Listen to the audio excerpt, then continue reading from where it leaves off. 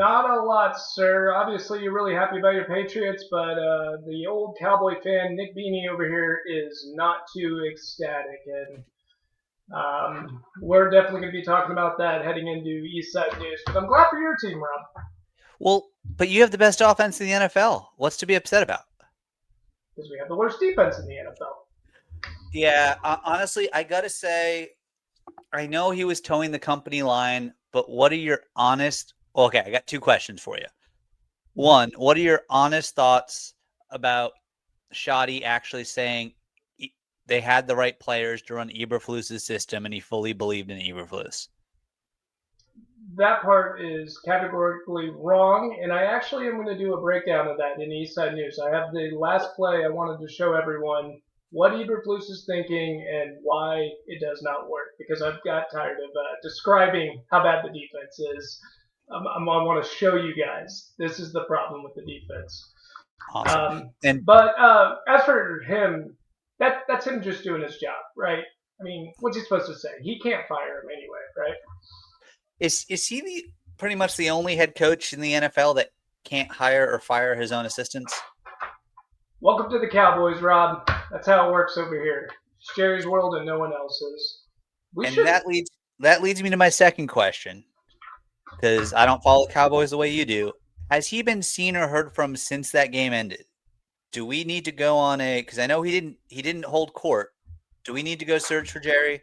Is Jerry okay? Jerry even losses usually shows up to the media. So, but the fact that he decided not to show up is a good indicator that Jerry might be pissed. So, I don't know. Eberflus might be on the hot seat behind the scenes. We just don't know about it yet. But he has been seen. He's fine. Everyone knows he's there. But right now, the press can't get to him. That's probably a good thing, but that's crazy. Oh, but yeah, so you're Cowboys, man. Let's talk about it. Let's get into it. They're off. But As a neutral observer, I truly hate that an all-time great offense is being ruined. yeah, being ruined and with a all-time worst defense possibly in the NFL. And we're gonna go ahead and kick it off and let's start our East Side news. Let's get into it, Rob. Oh yeah, we got a lot to talk about this week. This is Eastside News.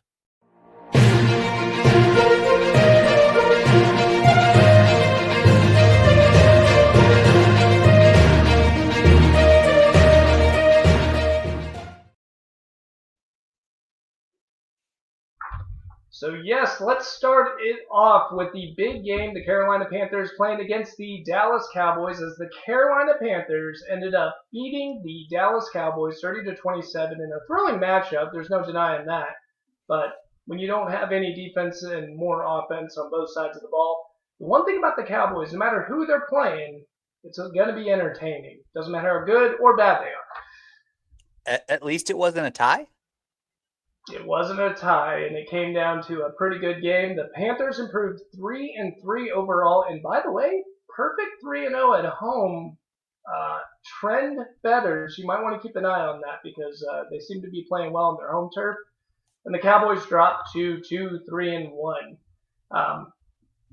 Didn't really hurt us too much because, as we're going to get into a little later in the NFC East, it looks like the whole entire division, except for the Giants, ended up doing pretty bad. But when it comes to the Dallas Cowboys, they ended up losing to a 31-yard field goal. A lot going on with it. The Panthers ended up getting the ball 6 minutes left, tied game, and ended up running the clock out because of the revenge match that is. Rico Daddle ended up killing and murdering the Cowboys. He told us before the game, you better buckle up. And then he told us in the post game they didn't buckle up. And Yeah, and Jerry even had a pregame comment kind of mocking the buckle up thing. not too bright. He ran really hard, got 30 attempts. They ran him to the ground, 183 yards, and no touchdowns, oddly enough, but 183 yards. And then let's just throw on a little bit more to that, though. He ended up actually getting some receiving yards as well. Rico, hang on, I got it here. 4 receptions for 56 yards, combining for a total of over 200 yards combined going into that game. Offensively, the Cowboys were doing what the Cowboys offense does.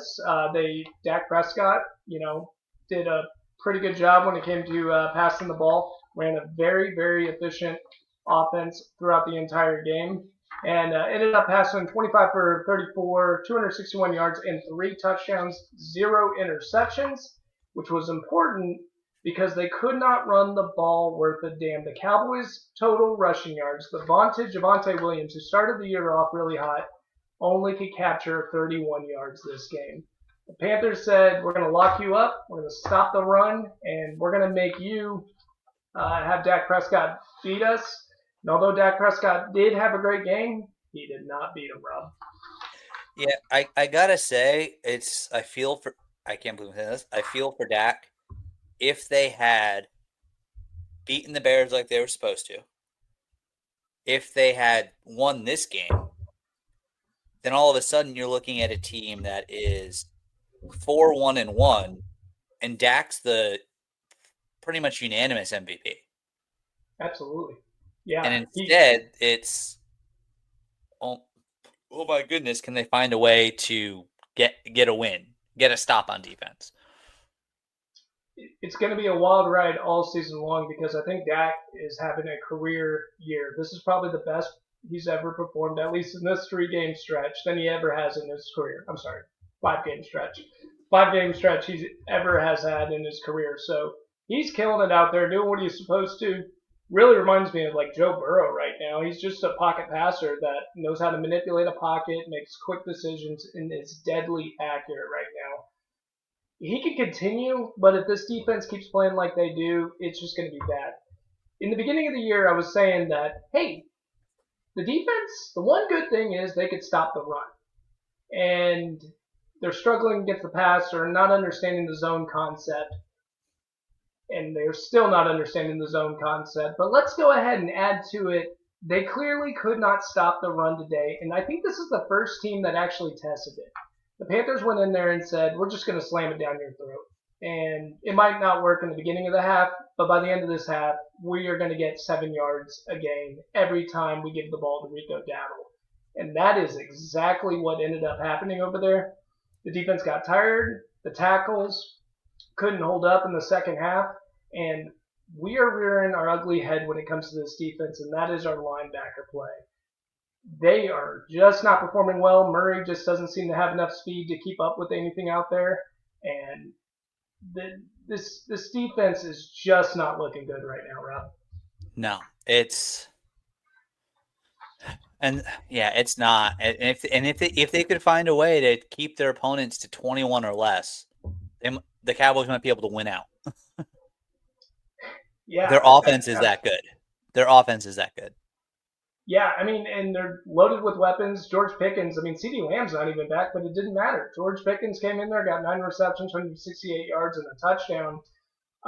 Offense-wise, we're good. Even when they stopped the run, Dak said, yeah, put it on my shoulder. I'm okay. I'll get it. But now we're looking like it's a little bit of a struggle going into it. Couple of things. I'm just going to give you a couple of schematic things, and then I'm going to show you the last play. I want to break that down for you guys, what exactly went down. But schematically, the Carolina Panthers knew how to attack the zone like no other. The problem with zone is, where's my camera? There it is. Okay. The problem with zone is you got the. There it is. Okay. So you got this much of the field right here, right?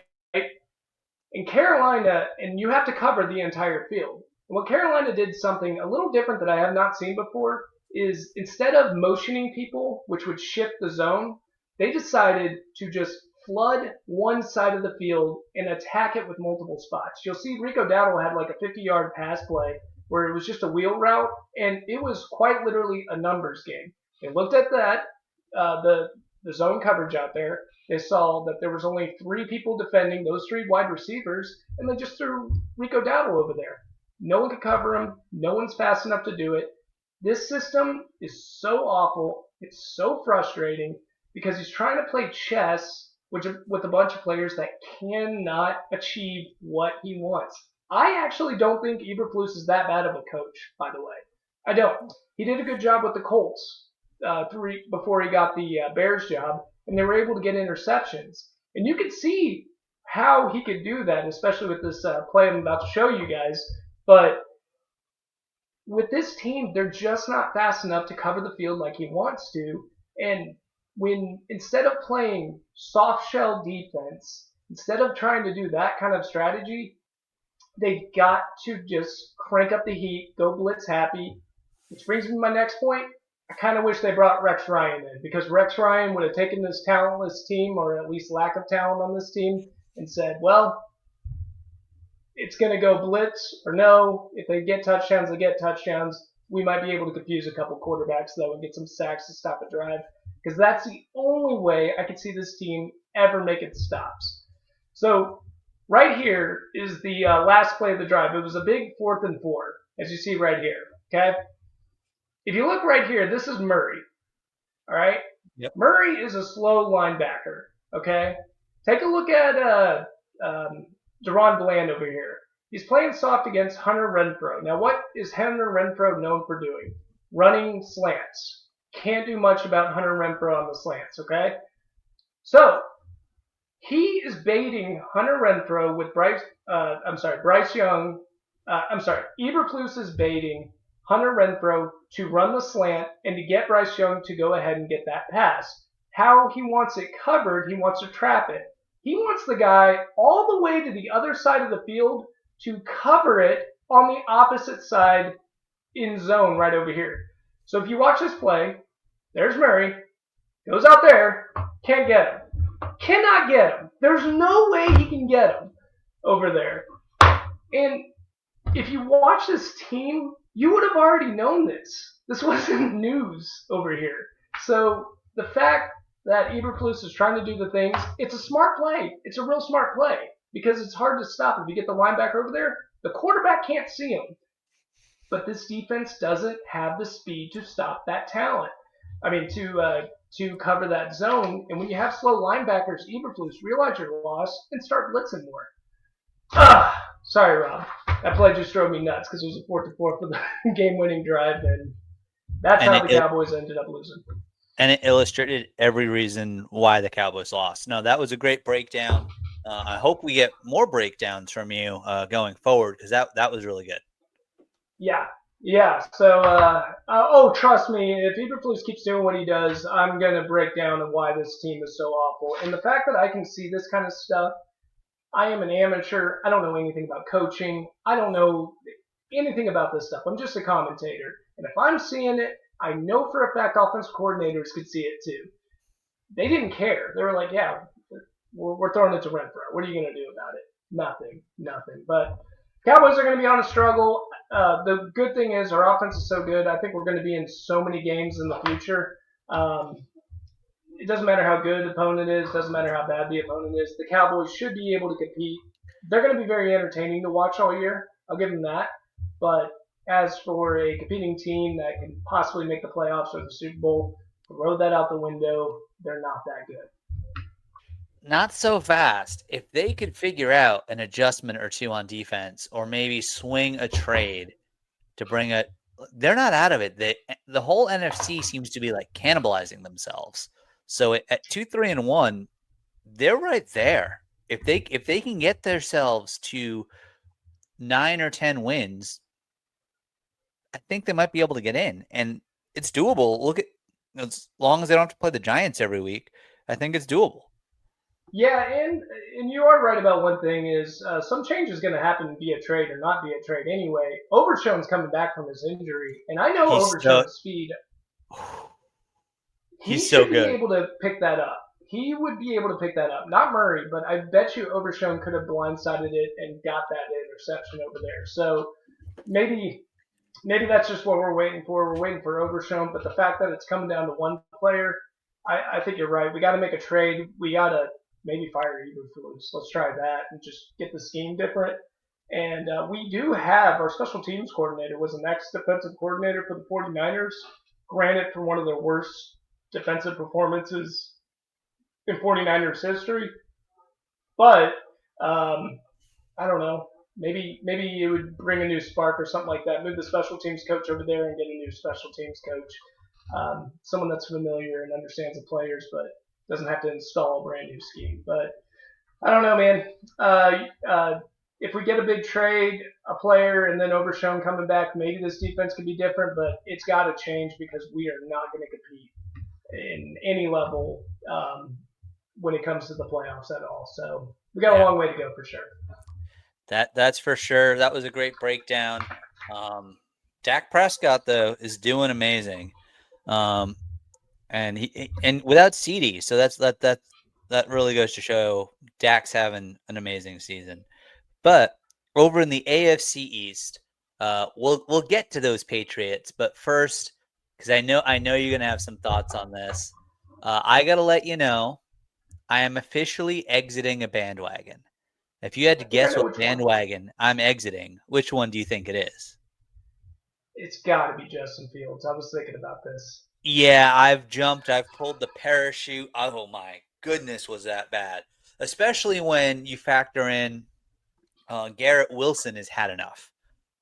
It's not necessarily that he's had enough with his friend Justin Fields. Apparently, this whole offensive design and scheme is just a mess. They didn't even attempt or try to run a play before half, and that's what pissed off Garrett Wilson. And then everyone saw those sideline reactions, and then afterwards, he pretty much just said, "Well, at first, I didn't really know what the plan was, and that was frustrating me. Then I found out what the plan was, and that wasn't good enough." That's not a good sign. So I know Aaron Glenn's supposed to be good people. He's supposed to be a culture builder. But my goodness, this offense has so many weapons, and it is a dumpster fire. -10 net passing yards. -10 net passing yards. It's not only that. I mean, if you're gonna, he ended up with 9 sacks again that game. He got sacked 9 times. I'm sorry, and that's the other part of this game that I cannot stand. Dude, you got to stop holding on to the ball. I actually looked it up. He holds it for a total of, or on average, 3.6 seconds. That is the 4th worst in the quarterback of the starting quarterbacks in the NFL. So if you're gonna hold on to it, at least make big plays, and he's not even doing that. So he's not at all. I mean, the leading receiver had 3 receptions for 25 yards. I mean, yes, it was a London game. Yes, it was, but it was gross. It really was. This was probably around the league this week. It was all you could see and hear in most games was at least one of the quarterbacks was going off. In this game, neither one was. Bo Nix was only 19 to 30 for 174, but at least, he didn't get sacked 9 times. He got sacked once. So it's just all around, it's a mess. It's a disaster to the point where I'm actually wondering if Aaron Glenn is the second coach fired this year, because it shouldn't be. Let him install his system. Let him get things going. But at the very least, I think you need to put anybody else in at quarterback. Anybody else in. And put Tyrod Taylor in. Tyrod's not bad. He's a smart decision maker. He doesn't have a good arm, but God, put Tyrod Taylor in. Put an extra plate over the lung that got punctured.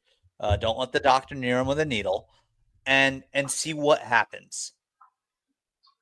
Hell, give the Cleveland Browns a 4th-round pick and bring Shedeur over and see what happens. Do something.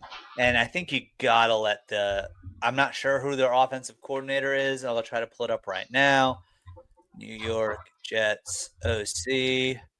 Right when you say it, I'll say fire him. Yeah. Tanner Engstrand. I don't know what his background is. But I think he needs to go. Like now. Just go. It's not working. But that's the Jets. They are a wonderfully disgusting dumpster fire. As a Pats fan, I'm enjoying it from afar. But my goodness, like their owner is he's old. He wants to see a winner. He's trying to throw money on it. He brought in a great coach. He's providing resources. Just the Jets are cursed. Yeah, they're really bad. I think Aaron Glenn's going to end up being an all right coach, but he's the kind of guy that just needs an offensive mind in there, and I think that's it. Schematically, they just need to change it. I'm not a big fan of Justin Fields, but you could do something with him. It's not like the end of the world to do it. Yeah. I almost wonder if they'd be better off, and I know I've said this about some other teams, but to this point, you just say, okay, we're not doing anything this year. Do you try to trade Garrett Wilson for a number 1 pick? Do you try to get a 3rd pick for Breece Hall and just try to like a 3rd round pick or a 3rd and 4th for Breece Hall? Because he's a running back, you can't get a 1st or 2nd for him. No one will do that. But do you get rid of your best weapons and try to get a treasure trove of picks in and just really truly try to build this up? Because I mean, the Patriots are showing you can flip it around with just a couple of correct picks. Yeah, I think you very well could do that, and it just comes down to one thing only. Do you believe in Aaron Glenn or not? If you don't believe in him, then don't do all that because you just need to get a new coach in there. But if you do believe in Aaron Glenn, give him the tools to be able to build his team out there. So, and they should believe in him. I think they should. Aaron Rodgers would disagree, but Aaron Rodgers is sitting back and laughing right now. Got the hell out of Dodge there, didn't he? Yeah. But so that's the Jets. What other entertainment do we got over there in the NFC East? Well, my bad team in my division is not looking that bad right now. And even if they did, they're looking like an entertaining team right now. And I'm talking about the other New York team, the New York Giants, beating the Eagles 34-17. You can go ahead and call it. That was the Scattaboo Jackson Dart game because they looked phenomenal out there. I just feel like Jackson Dart's breathing new life for this team. He's such a good gunslinger that it doesn't matter what they run out there, and he is performing really well out there. The Eagles, the big controversy, and I don't know if you saw this, Rob. The Eagles were 4 yards away from the end zone for one play. It was 3rd and 2. Yep. But they were 4 yards away from the end zone, and they decided to run the tush push 4 times to get the touchdown. And so bad. What were your thoughts on that, Rob? Don't do that. Or do it twice in a row to like set up the fake, or do it once and line up for it and do that fake and score. Like it's like they were trying to mock the rest of the NFL. It was so dumb on a PR level because it's already a touchy rule that I'm on the side of let the tush push in, right? I'm okay with the tush push. It's just football. It's just strategy. You're just using it to your advantage. But if you're telling me you're going to do this every time you're at the 4-yard line, that's not football. Whatever that was not football. And it highlights the worst part about that play, too. The aesthetics were just god-awful. I wouldn't do it just because I don't want the rules gone. It looked like really terrible rugby.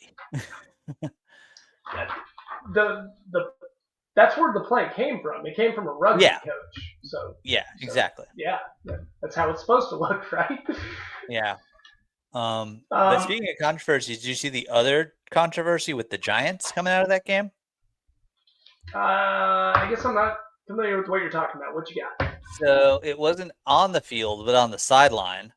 And so Jackson Dart went in for a concussion evaluation. Oh, yes.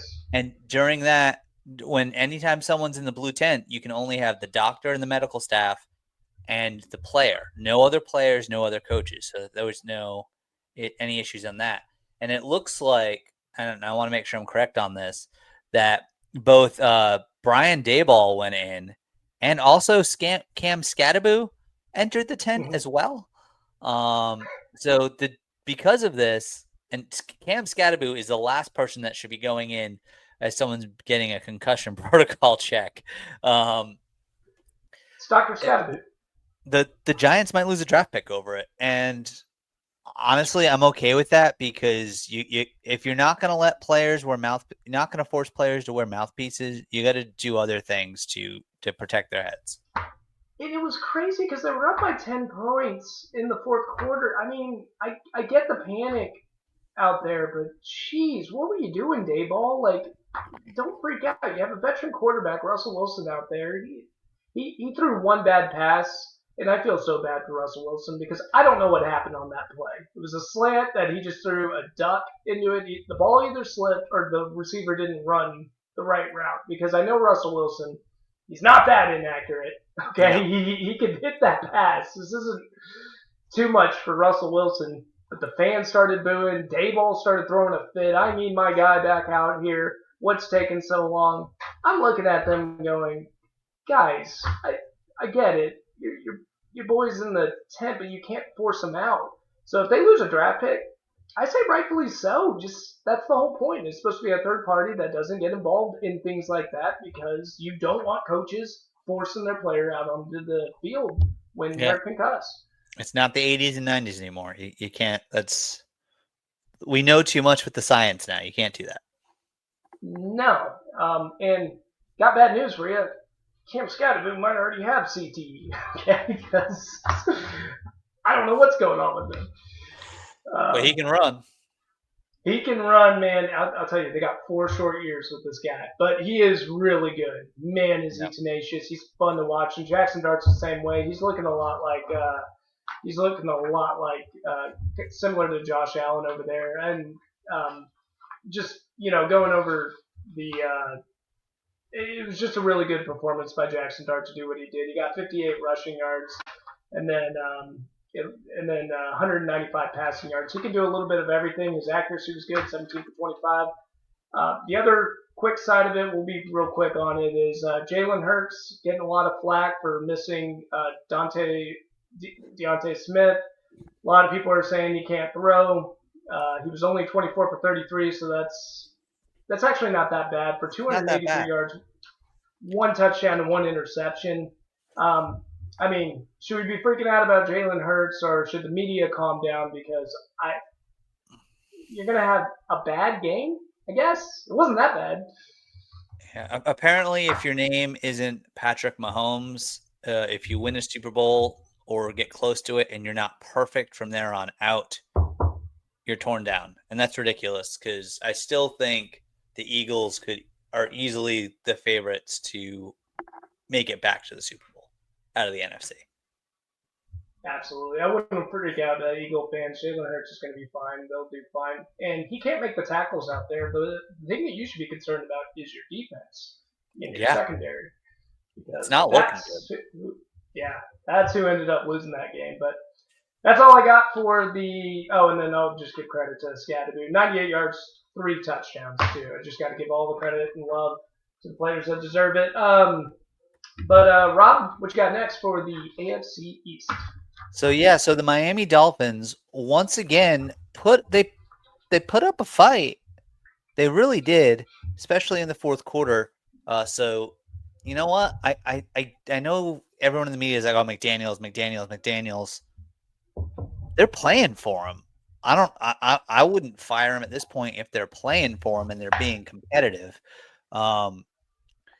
But that being said, it's still Miami is still struggling. So Tua,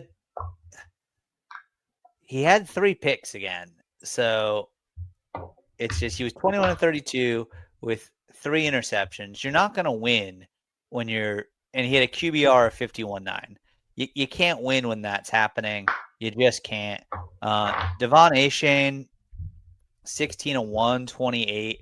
Again, this is the other team in the AFC East that I said maybe should just sell all their parts off and reset. I think they're too loaded, though. They're way too loaded. You can't just dump them all, right? No, you can't. But I don't know what it is with the Dolphins. There's some sort of mess there, and who knows? Maybe. And I do think there's a solid chance a new coach comes in next year.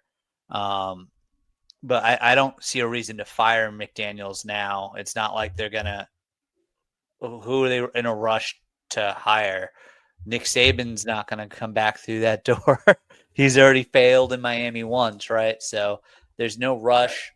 Let them keep playing hard. And, hopefully for Miami fans, you're hoping that you end up with a top 3 pick. But probably not using it on a quarterback, not quite yet. But the controversy coming out of this one is once again Tua is saying weird stuff that doesn't make sense at the podium. He went on a rant about the leadership needs to hold the players more accountable, especially with player-only meetings and people missing meetings. But if he's calling out the leadership for the player-only meetings, last I checked, there's a C there on Tua, right? There's a Right. C? He can't be the coaches because Right. it's a player-only So, meeting. and then like McDaniels was asked afterwards and told what Tua said, and he goes, I don't think that's how he meant it. I don't think that's how he meant to say it. Because they were like, well, is he calling you out, coach? And he's like, I don't think so, pretty much. And also, Tua shouldn't be. But now, Tua's had a lot of hits to the head. But also, if he is trying to throw shade at McDaniels, dude, you haven't done enough to keep burying head coaches. He's the main reason why Brian Flores lost his job. And Flores, I think, really deserves another head coach shot somewhere in the Head NFL. coach. Yeah, I Yeah. think he's a good head coach. Yeah. I think he's a great head coach, and Tua just didn't like the way he was treated and helped rush him out of town, which was ridiculous. And then now Tua's taken so many hits to the head, and now what's Tua just, I don't know, retire? I don't know, but they're stuck with he's got 50 million. And he's made it clear he's going to be someone that he's going to, unless he makes it to bitter old age, he's going out in a shield on the field. I just hope we don't have to see that actually happen. But I think it's can we get Tua and Jerry a talk show together? Tua and Jerry. Just give them an hour each. Put them in a room. No. Live mics, unedited. 30 minutes of what the hell are they talking about? 30 minutes of it. That'd be all right. I like it. Let's make that pitch, Rob. Let's get that going because I think that would be really good. No one knows what they're talking about. Hey, I found something kind of fun. My guy, Des Bryant, was saying, "Get your guy, Quinn Ewers, into the game." By the way, so you have a little cheerleader for your Quinn Ewers. Yeah. Right now. Which, I mean, if Tua's throwing that many picks, you might as well. But I think we all know that Zach Wilson's going to get in first, which is fine.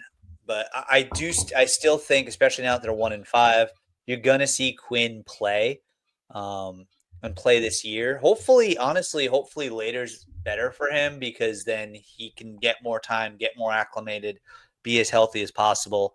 But I think they're going to give him a really good chance to show what he's got at some point, just so they know. Because, I mean, right now the quarterback class coming out for next year isn't too exciting for using a first-round pick on. They're all kind of messing up. Arch is definitely going back to school. Aller out of Penn State is had a season-ending injury, so he's going to turn into a later-round project. But that being said, that now that value falls to 4th, 5th, 6th-round quarterbacks, and you might as well see what you got with Quinn before you take a flyer on one of those. So I think Quinn plays at some point, unless something crazy happens and Zach Wilson comes in and just lights it up and they start winning games. But yeah, I think you see Quinn. Yeah, I think he might be the future for the Miami Dolphins. So I'm kind of on Des Bryant's side right there. Yeah, get him in, but you don't want to get him in too soon, right? Not too soon. And then I know because you had 2 division opponents play each other, so I can just go ahead and talk about the Bills for real quick, and then kick it back over to you for your last NFC East after that, and then I can finish with the Pats if that works for you. Works for me, bud. All right. So I got to say the fantasy gods were smiling on me in the dynasty league that we're both in. I was up by about 30 points going into last night, but I was playing someone that had Josh Allen starting. So I'm like, all right, I've lost. And then next, I look up at halftime, I'm like, am I being toyed with? What's happening? And yep, this is that same Falcons team that gave up 30 to the Panthers.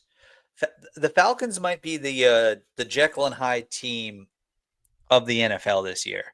They just might be. But Bijan Robinson, talking about another Longhorn, wow, is he putting on show after show?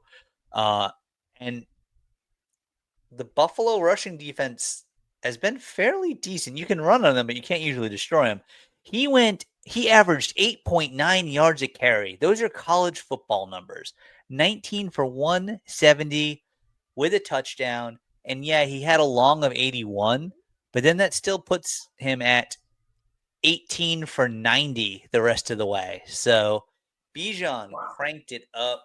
And now the Penn State comparisons for Buffalo are right there. They lost a game that they arguably should have won against the Patriots. And then they just put up an absolute stinker. And it's not like they had a short week or short turnaround. They played Sunday night and then they played Monday night. There's no excuse for it. The Falcons were just ready and they were there.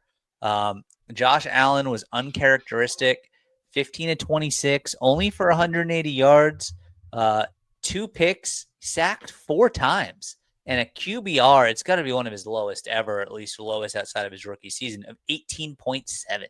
Wow. Jeez, Josh Allen, that's insane.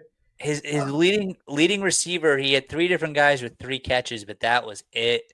It wasn't good. Allen also did fumble twice as well. So the Falcons defense, they turned it up, they turned out, and I've been writing off the Falcons, but who knows? Maybe they're a playoff team. They very well might be. They kind of remind me of the Tennessee Titans when they had Ryan Tannehill and Derrick Henry, and they just said, we don't care about Ryan Tannehill. We're just going to use Derrick Henry all day. And I think that's what the Falcons are going to do. And finally doing, because that was a big thing with their previous offensive coordinator, who now is hanging out with Aaron Rodgers and over in Pittsburgh. I'm not going to make any jokes that'll make YouTube mad at me. YouTube, I'm behaving, I promise. But they weren't using Bijan, and now Bijan's being turned loose, which is the best thing possible for Michael Penix in what is truly his rookie year, because he moonlighted last year, right? He barely started. It would have been a redshirt college year. So good for them. And then as far as Buffalo goes, I mean, their defense, yeah, they got gashed, but they still only gave up 24. That should be enough to win with with the offense that they have. So they're going to need to right the ship quick going into next week. They really got to figure it out. Yeah, I think they will, but, hey, someone's taking advantage of it, and that's going to be your Patriots, right?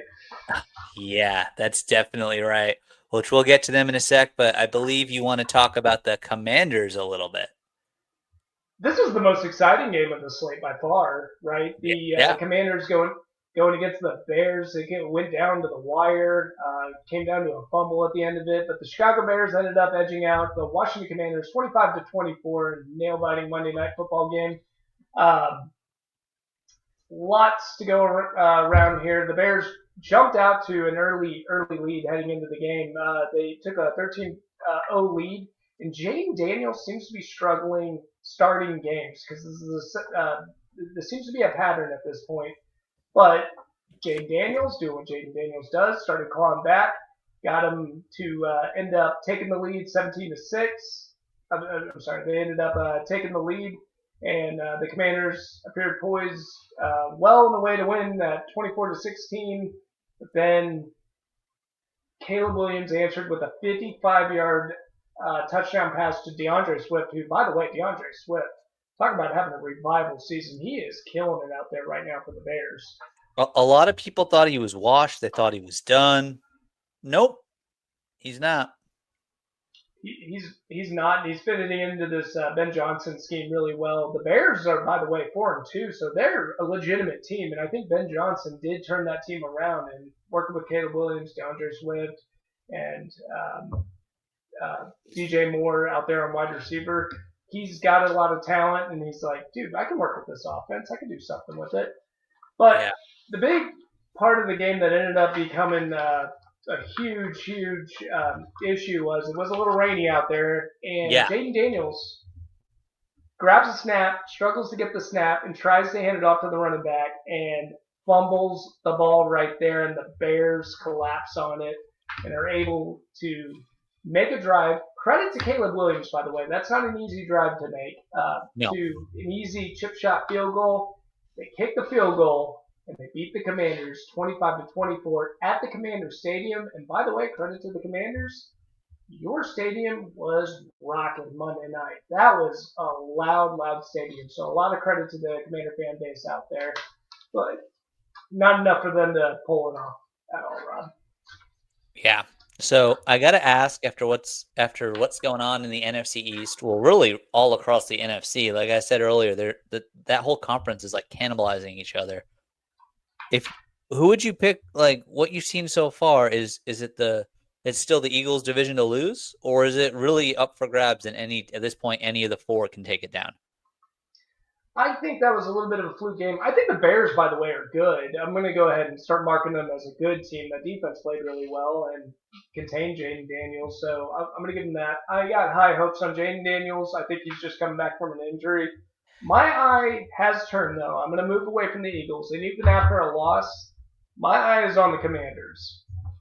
I think I've seen some things in the secondary for the Eagles that aren't looking too good, and I think the Commanders, as long as they can stop the run, and that is a big problem with Dan Quinn's defenses out there. But I think the Commanders are going to be the ones poised to win the division. Even after this, they should be able to get some wins against the Eagles, and I just see them. I see them winning. Although I don't see them winning next week, and I'll talk to you about that in the next pick, Rob.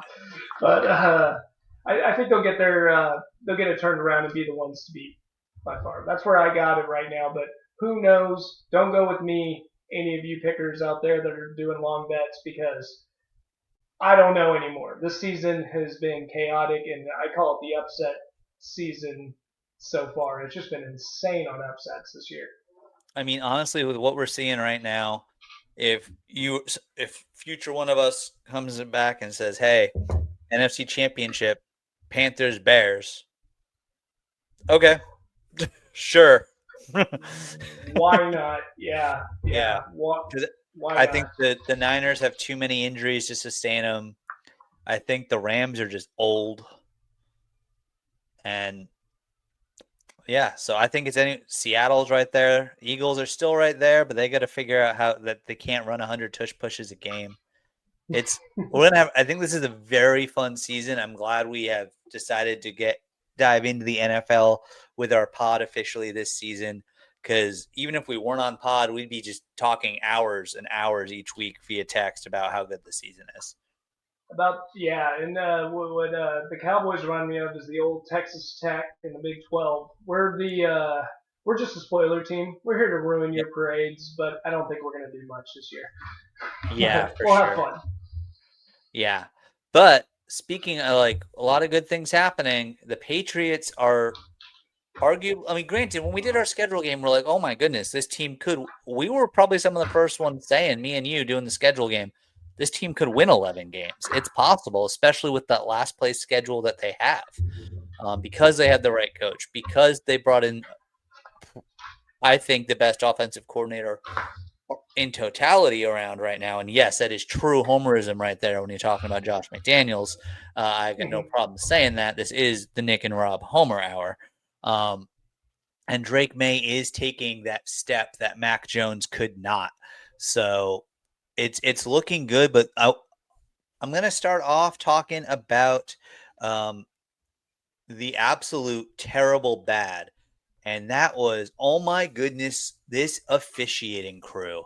It was absolutely embarrassing. The two ones that I'm going to highlight the most, like it was so bad. I had it on. I was up in Arkansas. My wife and I were driving back from Arkansas. So I was driving. So I had the game on radio, which any of you Patriots fans out there, if you're not able to watch the game, go on Sirius XM, listen to the live feed, listen to Scott Zolak. Oh my goodness, he is so good when it comes to his energy, his passion, all that good stuff calling games.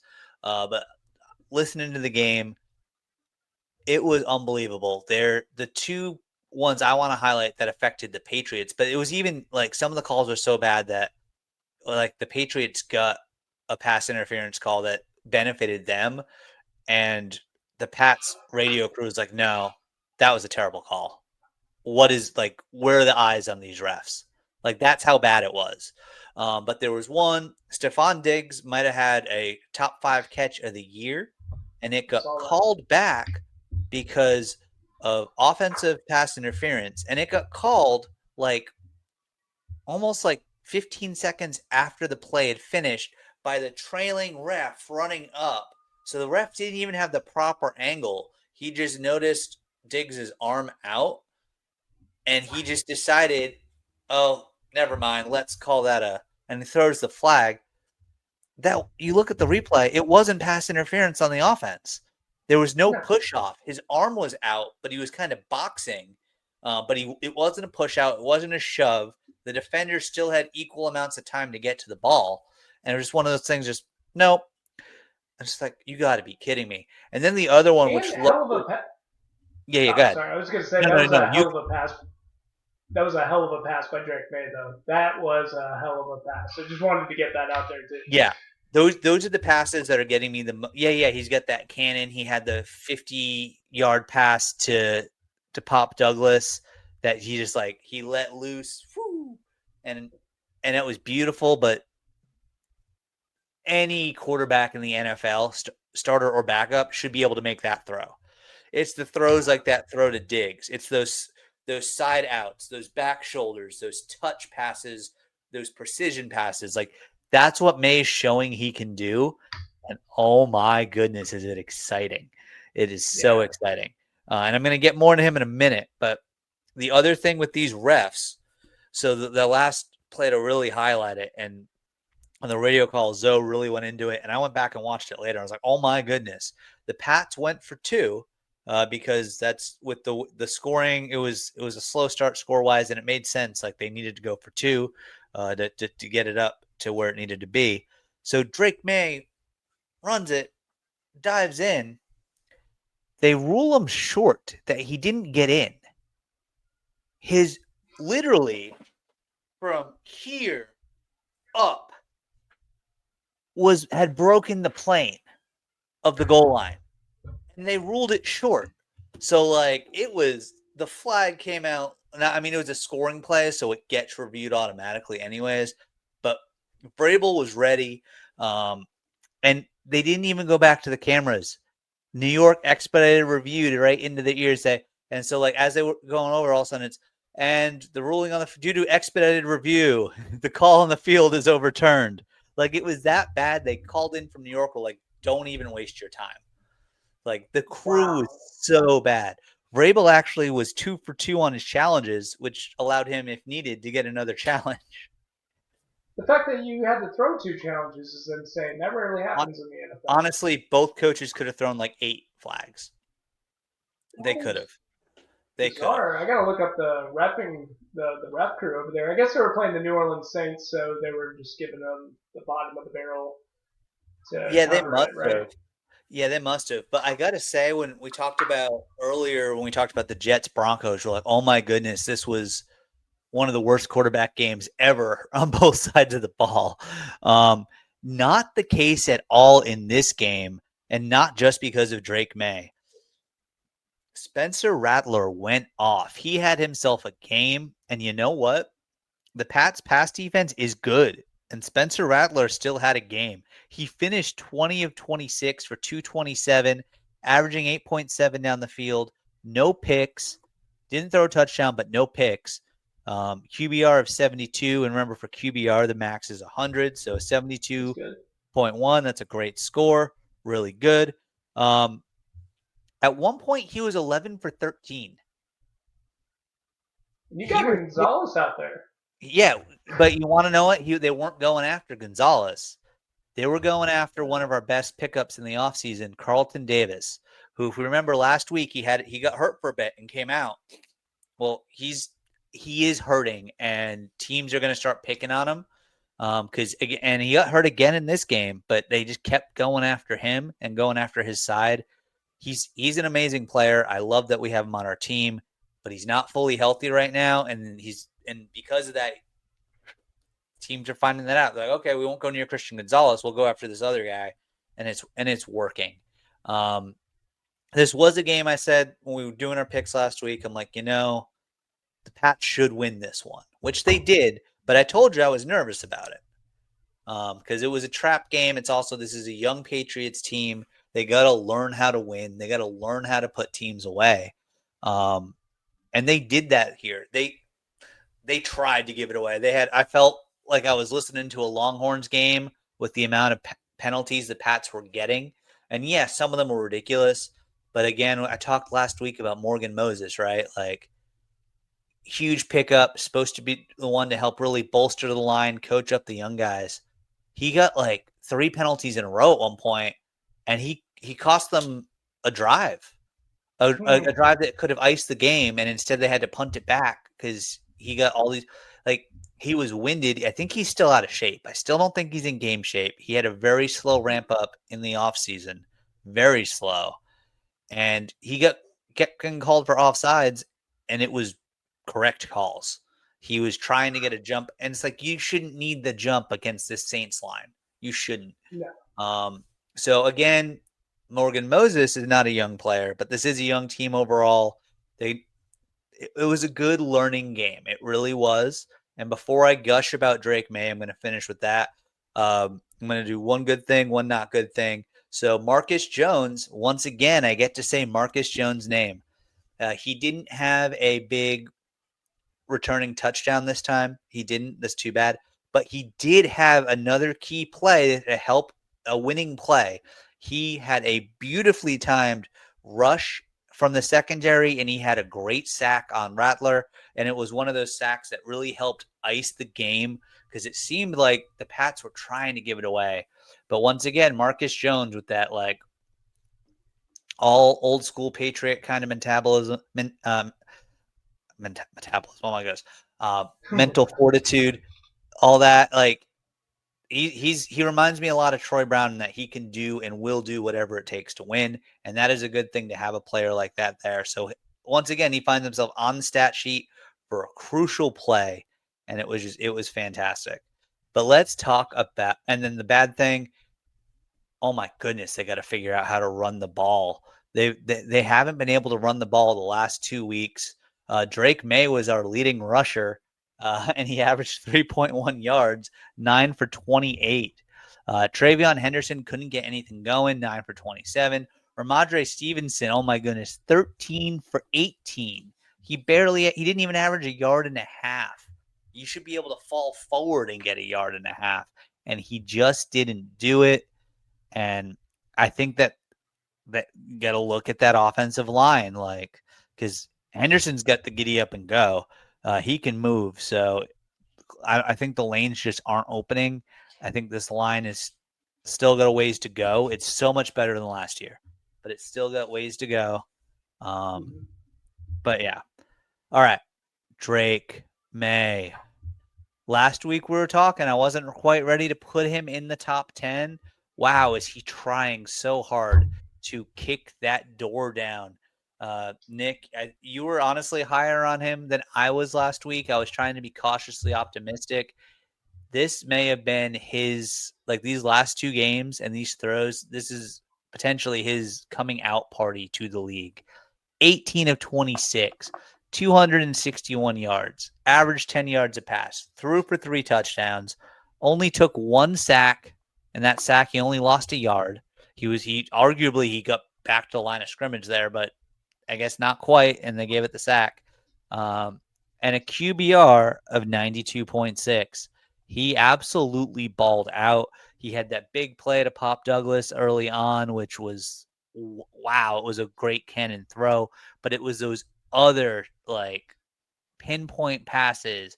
And when it mattered, they were backed up. It looked like, oh my goodness, they're going to give this game away.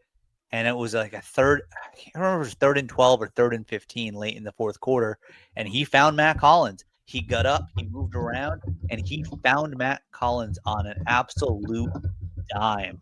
It was wonderful. So I think, Yeah. yeah. Go ahead, Oh, go go ahead. ahead. Yeah, I was gonna say. I remember. I'm just looking it up because I'm just so. Whew, Jesus. Okay, so I was just looking up the stats on Drake May because I remember he did such a good job at third down conversions against the Bills. Yeah, Rob, your boy's going at 66%, which is freaking insane. That it's so is good. It's Hall of so Fame good. numbers right there. Yeah, Yeah, that is. absolute Hall of Fame numbers. Obviously, he's gonna have his ups and he's gonna have his downs. It's only his second year, but he's looking good. And Kayshon Boutte, I got to props to him. It was his return. He's from New Orleans, returned back home, 5 and 93 for 2 touchdowns. He balled out. Stephon Diggs, 3 for 28. He should have had more catches, but the refs were just against him. It was all around. It was a great time. Um, I'm excited for the Pats. I have a little bit more than hope. They're still not a Super Bowl team. They're not. Let's pump the brakes. But they are the AFC East division leading New England Patriots. Yeah, it's awesome too. And anyone that says hey, they beat the New Orleans Saints, one, never apologize about an NFL victory because they're professionals too. So it doesn't matter how you do it. Don't apologize for it. Doesn't matter how it got done. Just win the game. And two, wow, I pulled a return. And two, you have plenty of reason to be excited about the Patriots right now. They are looking really good. They're looking really good. So I also think. The second point was the fact that they're playing at New Orleans is not an easy place to play. I don't No. care how bad they are. That stadium's rocking loud, even if they suck. They love their team and they're going to party any chance they get to just go to the game. So the fact that they won at that venue, hats off to you, Pats. It's not easy. So congratulations on the Pats on that one. Yep. So there we go. That is our Eastside news. We're going to get back talking about Cowboys and Pats in a little bit when it's time to make our picks for next week. But first, Nick, what's going on with those Colts?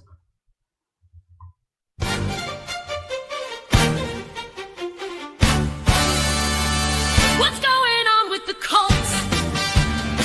What's going on with the Colts? What's going on with the Colts? Is it go blue? Let's ride. Or lucky shoe? Who knows? Who knows? What's going on with the Colts? Yep. What is going on with those Colts? Welcome back, Nick. I got to say that might be, you've done some great work with our intro sounders to our segments. That's far and away my favorite one. It's catchy. I think it could be a top 10. It could be a top 10 on the charts, I think. I think it should be. Yeah, I just like it because it gives me a little time to go to the bathroom, which is what I did here. but I do say when we do our Colts game, I feel like we got to use that intro. Absolutely. Yep. No, I'm sorry, Rob. Yeah, I absolutely agree. I think that'd be really funny to just go ahead and start it off instead of the Nick and Rob Homer Hour. We'll start it off with what's going on with the Colts on the live feed, which we are pretty sure we're planning on doing November 9th. Am I correct? I believe that is correct. I think that's when we're going to have our Colts live stream game, which they're playing in Europe, Berlin specifically, and it should be fun. We're going to do an 8:30 in the morning game. I think we're going to have some coffee, some breakfast, and watch some Colts. Maybe some morning beers. Always a possibility. Once we finish the coffee. Of course. But yes. Or you're going to see our first attempt at this on a blooper in coming weeks. But yeah, because, we are not perfect, but we are good and we are entertaining. The Cardinals held on. Not the Cardinals. The Colts held on. And they took down the Arizona Cardinals 31-27. It was a very entertaining game. And those Cardinals, yeah, they're now 2-4, but again, they got a lot of talent too. They're scrappy. They got a young, exciting coach, and they didn't have Kyler Murray, but Jacoby Brissett, he's proven he can't be a long-term starter in this league, but he is someone that you put him in on short notice to play a game or two. He's gonna keep you in the game, and he really did. He really, really did. Um, but the Colts are showing, hey, they're 5-1, which now I believe is they are the number one seed in the AFC at the moment, thanks to both the Bills and the Jaguars losing. Daniel Jones, I think he's number 2 in the MVP race right now because Baker's really doing some great stuff. But Daniel Jones, 22 at 30, 212 yards, 2 touchdowns. He did have 1 pick. He is Daniel Jones. But Jonathan Taylor, I, 21 for 123. I would say for the Daniel Jones thing, I mean, the way his season's been going, can we just say that's actually kind of a bad game? I mean, you only threw for 2 touchdowns and 212 yards. Danny Dimes, are you okay? Yeah, it's unbelievable. That shows how much he like Shane Steichen's system, how good it is, and or also how much he learned in his short time in Minnesota. Because my goodness, this was probably his worst game. But also, yeah, he's still solid. He's still I do cooking. gotta say, did you see what happened to Anthony Richardson? Yeah, he got to go in on one play, right? And No, he no, got no, no. He did. injured. No, no, no. He got injured Yeah, in pregame warmups in the locker room. He was using a stretch band, and the attachment that's supposed to hold it to the wall or the machine or whatever broke. He took, I'm assuming, the full band into the eye. I'm not sure which eye. Orbital fracture. he's going to be out for a while there. That takes a little Yep. while to get back from. I think 4 So weeks. Daniel Jones, stay healthy because it's the pride of Notre Dame backing you up, Riley Leonard. So Colts fans, I know we're like Anthony Richardson was a struggle, but he was a damn good backup quarterback option to have. Now you don't have him for a little bit. But also the Colts also lost another player in warmups on the field. There was a collision, and another, I forget which player it was, got concussed. So maybe next week don't warm up. Just don't warm up. Or whatever your routine is, change it because that's just bad luck. Yeah. You gotta stop that and definitely get rid of the bands for sure. Yeah, or fix it because it's not like you can blame like the Arizona stuff because you were at home. It's your stuff. It's so bizarre. I will have to say though, like you said about Jacoby Brissett, 320 yards, 2 touchdowns, 27 for 44. I'd be a little concerned if I'm the Colts defense. I don't know how many of those were trash yards, but dang man, you allowed that much on Jacoby. Jacoby Brissett's good, but I just don't look at him as a 300 yarder No, guy. he's a game manager. He's a game manager. So if I'm the Colts, I am, and I'm sure the defensive coordinator and staff are already doing this. I am all over this tape because that's the tape that other teams are going to use. That's going to be their blueprint, is what the Cardinals did to try to beat you. So I'm trying to tighten that all up real quick. For sure, but they are still looking good. I think the Colts are going to be one of the best teams to watch out for. It's going to be between the Colts and the Patriots as the teams that we follow right now that look like they could be the world beaters out there. I Colts, think they're technically the top 2 seeds in the AFC. Oh, no, the Steelers, the Pats are the 3rd seed in the AFC right now. The Steelers are 2nd seed. it's amazing what the Colts are doing. I'm really impressed, and they're fun to watch. So keep doing what you're doing, Colts. Yep, Sure, and hopefully the playoffs, they keep it up, and the playoff schedule gods don't then send Kansas City in the first game that they play into Indianapolis, because Yeah, screw that. Give me the Colts. Give me the Colts. I think we Oh, can I beat hope so. the Let's Kansas go City Chiefs. Colts. Let's go They'll beat the Colts. Chiefs and the refs. I hope so. Yeah, there was actually, I'm totally sidetracking here, but a college report came out. I think maybe I got to look it back up. Maybe it was Stanford, but they went back and they studied all the officiating from like 2015 to now, and the Chiefs get an insane and like legitimately studied, and they did comparisons, and the favorability the Chiefs have is far greater with the refs than any of the other teams in the league. You said Stanford did I, it? I think I saw it on X and I see if I can find it again. Yeah, I got to take a look at that. I'm pretty excited about that's just fun to see because I would imagine they did all 32 teams, right? So you get to see who they Right. favor and who they don't. Yep. And Uh, also that Chiefs team had 0 penalties against the Lions. Really? A new a little weird. Oh, it was university. It wasn't from a top school. University of Texas El Paso released a study, and it was yeah. I'll tag you Hey, in it. yeah, please do. I'm gonna take a look at that. And I'm just a little upset. Why didn't Sam Houston State come up with that? Come on, guys. If it's a Sam little school Houston that did State should have. They were too busy having Red Rockets. it, only the people in Huntsville know what we're talking about there. Only the people in Huntsville. If you're a Huntsville viewer, please make a comment over there. That'd be really fun. But yeah, Colts look good. Patriots look good. Cowboys, yeah, Not out of but it. Cowboys aren't out of it. not out of it. And should we move on to picks, Rob?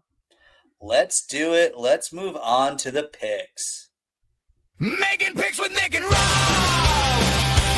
Nick and Rob. The pick might be a hatchet job. Less reliable than a cone on the cob, but I love hearing picks from Nick and Rob.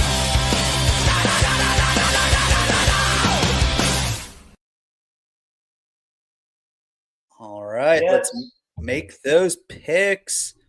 Looking at the schedule right now, it looks like of our teams, the first one on the list is going to be the Pats are the only ones in the morning window this week.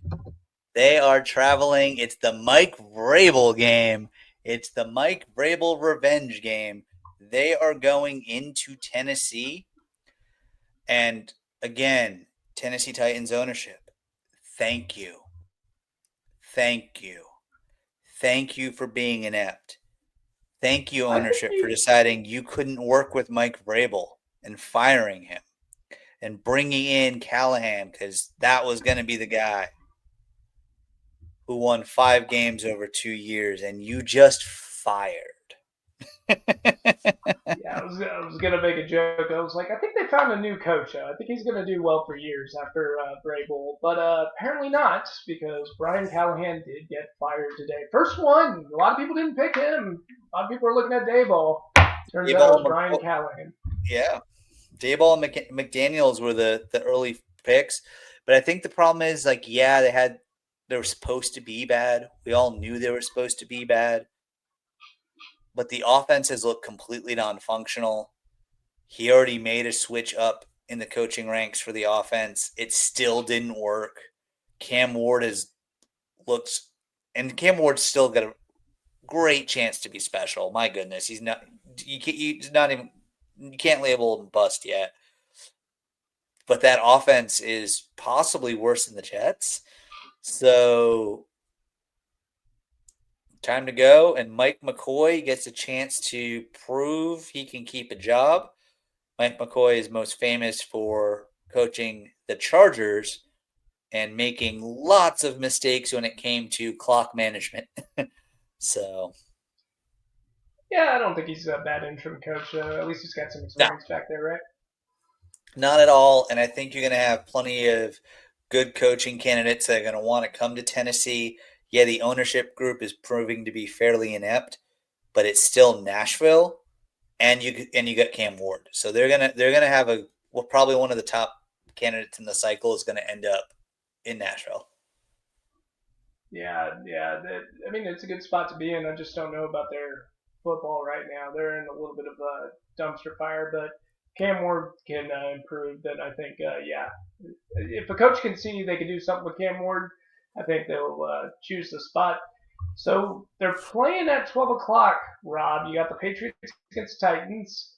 I think I know where your head's at, and mine's probably the same. You would think in this NFL that the Patriots would win. How do you feel about that game? Yeah, Pat should win, which would be 4 in a row. Oh my goodness, they should win. But that being said, it's the NFL. We saw just what happened with the Saints. The Saints are a scrappy team, but we saw what happened there. So if the Pats decide to overlook it, they could get tripped up, but they're not overlooking it because every single player in that locker room is going to want to absolutely destroy Tennessee for their coach. So, Yeah, barring disaster, Pats 59, Titans 10. That's kind of where my head's at right now. I just don't think the Titans should be able to do anything. Their offense is so bad right now, and then Vrabel's going to dial up a good defense against them. So give me blowout Patriots for sure. I think that'll be the one that should get the win. I think we're both on agreement there. Yep. Pats with the win. Gets us to the afternoon slate.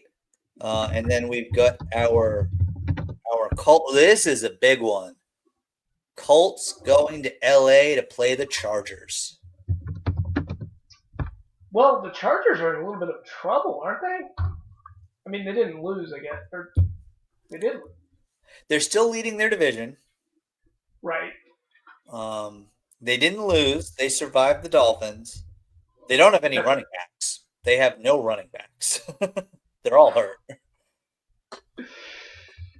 And Jim Harbaugh hates to pass the football, which is funny because he was a quarterback. Yeah, and he's got a Herbert in there, but I'm not the highest on Herbert right now. I don't think it's going to be an easy game though for the Colts, and I just have a gut feeling that the Chargers are going to hit that point where they say they had enough. I feel like they're going to pull it off and get the victory, which is shocking. I bet you it's an upset. I actually don't know the spread right now, but give me the Chargers on that one, Rob. It's Chargers minus 1.5, so it's almost a pick 'em. Over under is 48.5. Yeah, I'd keep it low, and if it's low, I think the Chargers win. Yeah, I'm going Chargers here. Just feel like the Colts' luck have to end, but we're rooting on you, Colts. We hope you win. I want to see the Colts. I want to see the Colts like run the table until they play the Pats. But but yeah, I think this one's going to go to the Chargers. Also, part of it is as much of a homer as I am for the Patriots, I really hate the Chiefs. I do not like Patrick Mahomes. I do not like that Travis Kelce is corrupting Rhode Island sweetheart Taylor Swift. Yes, we claim her. She has a vacation house in Rhode Island. Andy Reid and his cheeseburger love. No. So anything that can help the Chiefs not reach the top of the mountain again. Let's go Chargers. The Chargers lose this one though. Just hand that division to the to the Chiefs. So you don't think the Raiders could catch them? No. No. Yeah, they're looking pretty bad out there. And Denver's offense isn't good enough. Actually, that's the team I'd watch out for. Denver, they could possibly do it, but we'll see. It's an exciting division for sure. Yeah, so I've got Chargers. Is that what you're going to? Yeah, I'm going. I'm sorry. Yeah, Chargers. I'm picking the Chargers to win that one. Yeah. Oh. Then so Chargers. Let's hope we're wrong, Colts fans. Let's hope we're wrong. Go blue. Lucky shoe. Something. Danny Dimes. Let's go. But then Yeah. we've got a prop. I think this could be the game of the week. Looking at this schedule for the entire week, I think this is the game of the week. Some might argue it's going to be the Monday nighter, Tampa at Detroit. Give me Commanders at Cowboys. 325 when the lighting is going to matter in the dome. Let's see it. Not until after daylight savings time. Usually, Okay, it doesn't okay. play that much of a factor. Well, I guess it will early in the game, or much later in the game. Yeah, you're talking like fourth quarter with 2 minutes to go, but not as big of a factor as it would be after daylight savings time's over. That's when it gets real bad. The 3 o'clock games. But this one I'm so down. I'm so mad at my team.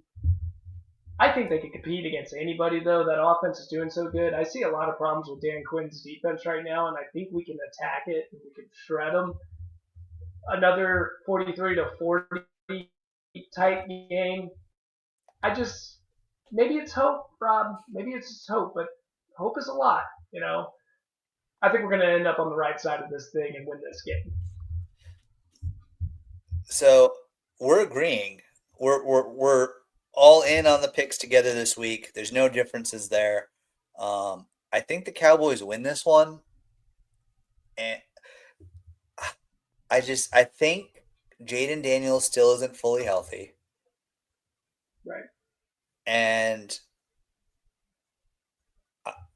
I have this feeling. I don't think the Commanders' offense is good.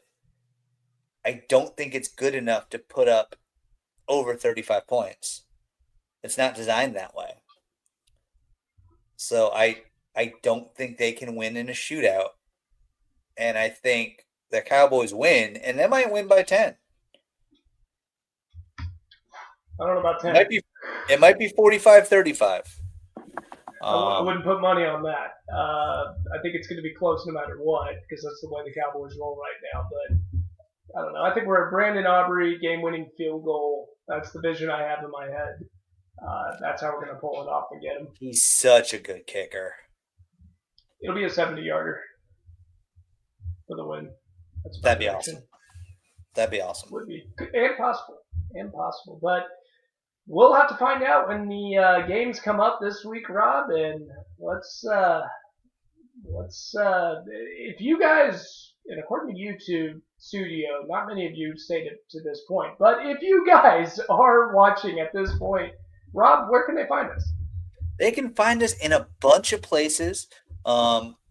First and foremost, if you're watching us on YouTube right now, thank you so much. If you've made it this far, I hope that means you've been entertained. I think this has been a great podcast. We had a great breakdown of some play calling by Nick. We've got some unhinged homerism with me and the Patriots. It's been good. It's been good talk. So you can find us here on YouTube at the Nick and Rob Homer Hour. And if you're here, if you haven't liked it, please hit that like button. If you haven't subscribed, please hit that subscribe button. We are hoping to get over 500 subscribers by the end of this week. That is our goal. So help us with that goal. Share with your friends. Retweet us. Share, throw it out there. Talk about how great we are. Talk about how ridiculous we are. Either way, whatever. Get some other people in and watching us. And then besides YouTube, if you prefer while you're driving around to have it up, you can find us on Spotify. We are there on Spotify, Nick and Rob Homer Hour. You can like and subscribe there as well. Please do. On Instagram, we're at the Nick and Rob Homer Hour. Give us a like, give us a follow. You follow us, we'll follow you back there on Instagram for sure. And then we're also on TikTok, which is pretty awesome. Nick does a great job of uploading our shorts onto TikTok. Nick, what's our TikTok handle? It's Nick and Rob Homer Hour, seems to be a theme there. And follow us on TikTok. I'm going to release the shorts. I'm going to make it a little bit more exciting this time. Throw some background music into them. And hope you guys are entertained. up, leveling up. So you can find us in a bunch of places. And also, when we live stream, you can find those live streams on YouTube, on X, and hopefully, we're hoping to also have the live stream going on TikTok next time as well. We love interacting with Superfan Tony and all the others. So make sure to join in on that. The next scheduled one is still a few weeks away, but you never know. Sometimes we might pop up for a random one.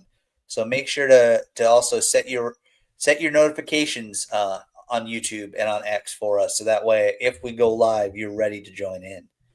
Yeah, we'll definitely let you know, and it's a lot of fun. So just join us, and it's quite excitement, A lot of yelling, a lot of jokes, but at the end of the day, just all good fun. And Tony, we appreciate the work you do, buddy. So hop on anytime and give us a chat, because it's awesome every time you join. All right, thanks everybody. We look forward to seeing you again next week. All right, see you guys.